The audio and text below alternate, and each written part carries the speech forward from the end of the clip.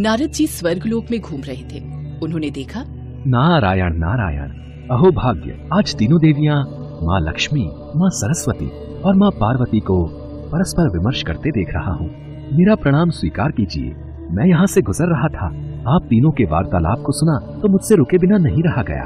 देवर्षि नारद, हम तीनों अपने सतीत्व और पतिव्रता धर्म की चर्चा कर रही। अच्छा, तो आपने भी हमारा वार्तालाप सुन ही लिया।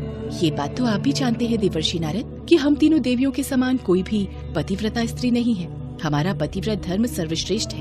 ये बात तो उत्तम है, आप तीनों पतिव्रता स्त्रियां हो, परंतु क्या देवर्षि नारद, हमारे सिवा और कौन पतिव्रता स्त्री है, बताइए।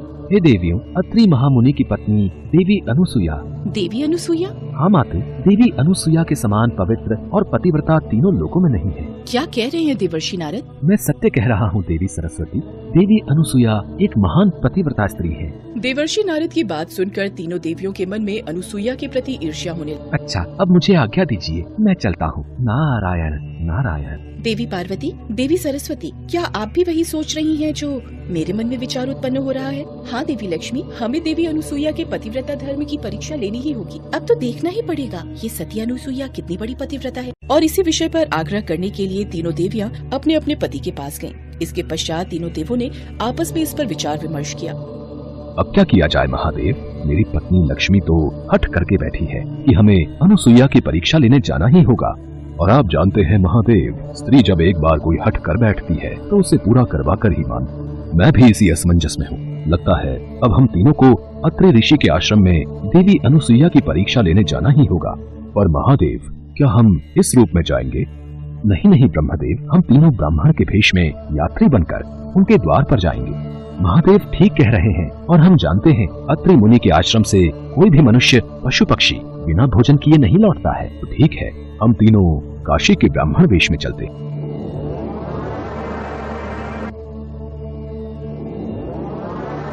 हाँ महादेव, आश्रम तो सामने है। अब बताइए हमें क्या करना है? सामने से वो पेड़ों की बूटियां, पत्तियां और कुछ कंकड़ पत्थर अपनी झोली में डाल दो। प्रणाम मुनिवर, आइए, अत्रि ऋषि के आश्रम में आपका स्वागत है। हम काशी नगरी से आए हैं और तीर्थ यात्रा पर निकले हैं, इसलिए हम अत्रि ऋषि और देवी अनुसुईया से भेंट करना चाहते हैं। मुनिवर, अत्रि मुनि तो अभी तपस्या में लीन है। हाँ, देवी अनुसुईया आश्रम में ही है, आप उनसे भेंट कर सकते हैं।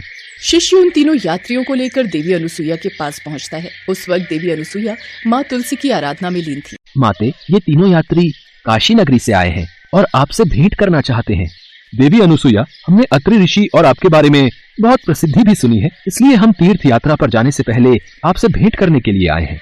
देवी अनुसुईया, हमने सुना है आपके द्वार से कोई भी भोजन से बिना तृप्त हुए नहीं लौटता है। आपने बिल्कुल सही सुना है मुनिवर। आइए, आश्रम में चलिए। पधारिए मुनिवर। देवी अनुसुईया, हमें बहुत भूख लगी है, हमारे लिए अति शीघ्र भोजन परोसा जाए।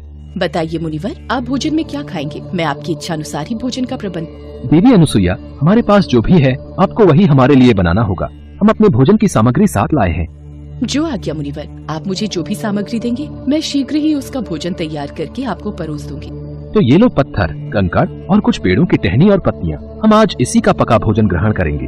और ध्यान रहे, यदि हमें ये भोजन नहीं प्राप्त हुआ तो हम भूखे पेट ही लौट जाएंगे। जाओ देवी अनुसुईया, अब भोजन में विलंब ना करो।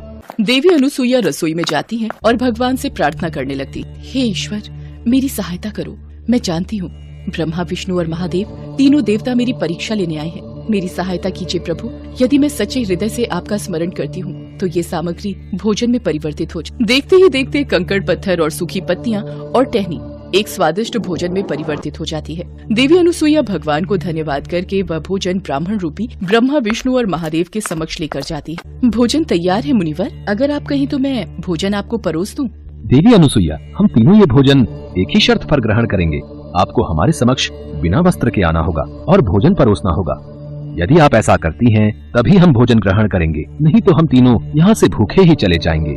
आप कुछ देर प्रतीक्षा कीजिए, मैं अभी आई। देवी अनुसुईया ध्यान में लीन अपने स्वामी अत्रि ऋषि के पास जाती हैं और उनसे सारी बात कहती हैं। स्वामी, अब आप ही बताइए मैं क्या करूं? देवी अनुसुईया, आप तो इतनी पतिव्रता हैं कि आप जब स्नान के लिए जाती हैं तो आपके सतीत्व के तेज के सामने भगवान सूर्य देव भी कुछ पलों के लिए अपनी आंखें मूंद लेते हैं। अनुसुईया, आपके पतिव्रत का इतना तो तेज है कि कोई भी उसे सहन नहीं कर सकता। और आप जानती हैं, हमारे यहाँ तो तीनों लोकों के स्वामी त्रिदेव पधारे हैं। ब्रह्मा विष्णु महेश तो हमारे माता पिता हैं, जिन्होंने हमें जीवन दिया है। तो उन माता पिता के सामने भला कैसी लज्जा। निसंकोच होकर घर जाओ और अतिथियों की सेवा करो। और हाँ, ये कमंडल का जल लेती जाओ और भोजन परोसने से पहले इस जल की बूंदें जमीन पर जरूर छिड़क लेना। जो आज्ञा स्वामी। देवी अनुसुईया आश्रम में लौट आती हैं और ब्रह्मा विष्णु और महेश को भोजन परोसने से पूर्व कमंडल का जल धरती पर छिड़क। देखते ही देखते ब्राह्मण रूपी ब्रह्मा विष्णु महेश नवजात शिशु का रूप ले लेते। देवी अनुसुईया बाल रूपी ब्रह्मा विष्णु महेश को अपने आंचल में छुपा लेती हैं और उन्हें अपना दूध पिलाती हैं, उनके साथ खेलती हैं, उन्हें सुंदर सुंदर वस्त्र पहनाती हैं और उन्हें पालने में झूला झुलाती हैं और लोरी गाकर सुला देती हैं। कुछ देर बाद अत्रि ऋषि जब आश्रम में लौटते हैं, स्वामी देखिए, इन बालकों को पाकर मेरा मातृत्व जाग गया। मेरी कोई संतान नहीं है, आज वो कमी पूरी हो गई। अनुसुईया, कभी न कभी तो इन तीनों बालकों को अपने रूप में आना ही है। हम कब तक इनको अपने साथ रख सकते हैं? उसी समय नारद मुनि देवी पार्वती, देवी सरस्वती और देवी लक्ष्मी के साथ वहाँ आ जाते हैं। माते, अपने पतियों को ढूंढते हुए ये देवियाँ यहाँ पर आई हैं। इनके पतियों को कृपया इन्हें सौंप दीजिए। माताओं, मेरा प्रणाम स्वीकार कीजिए। अनुसुईया, हमारे पति तुम्हारे आश्रम में ही आए थे, वे कहाँ हैं? हे माते, मेरे पास तो काशी नगरी के 3 ब्राह्मण ही आए थे, जिन्हें मैंने शिशु बना दिया। झूले में सोने वाले अगर आपके पति हैं, तो इन्हें आप ले जा सकती हैं। लेकिन ये तीनों शिशु तो एक समान ही लग रहे हैं। अनुसुईया, अब तो तुम ही हमें बता सकती हो कि हमारे पति कौन हैं। आप तीनों माताएं क्या अपने पति को पहचान नहीं सकती? जल्दी से अपने पति को गोद में उठा लीजिए। सोच लीजिए, अगर आपने किसी पर पुरुष का स्पर्श कर लिया तो आपका पतिव्रत धर्म खंडित न हो जाए। अनुसुईया की बात सुनकर तीनों देवियां शर्मिंदा होकर दूर जाकर खड़ी हो गयी। तीनों देवियों ने माता अनुसुईया से क्षमा याचना। अनुसुईया, हमें माफ कर दो, हमने ही परीक्षा लेने के लिए अपने पतियों को बाध्य किया था। हमसे भूल हो गई अनुसुईया, हमने तुम्हारी पतिव्रत धर्म से ईर्ष्या की। अनुसुईया, हम तुमसे प्रार्थना करते हैं, हमारे पति को पुनः अपने स्वरूप में ले आओ। माता अनुसुईया ने जब देखा कि तीनों देवियां दुख से व्याकुल हो रही हैं, तो उन्होंने त्रिदेवों को उनका रूप प्रदान किया। तत्पश्चात तीनों देवों ने अनुसुईया से प्रसन्न होकर वरदान मांगने को कहा। तब अनुसुईया बोली, प्रभु, आप तीनों मेरी कोख से जन्म ले, मुझे ये वरदान दीजिए। देवी अनुसुईया, हम तीनों तुम्हारी ही कोख से जन्म लेंगे और सृष्टि में आपका नाम माँ सती अनुसुईया के नाम से प्रख्यात होगा। तीनों देवों के वरदान प्राप्त होने से कालांतर में भगवान दत्तात्रेय के रूप में भगवान विष्णु का, चंद्रमा के रूप में ब्रह्मा का तथा दुर्वासा के रूप में भगवान शिव का जन्म माता अनुसुईया के गर्भ से हुआ।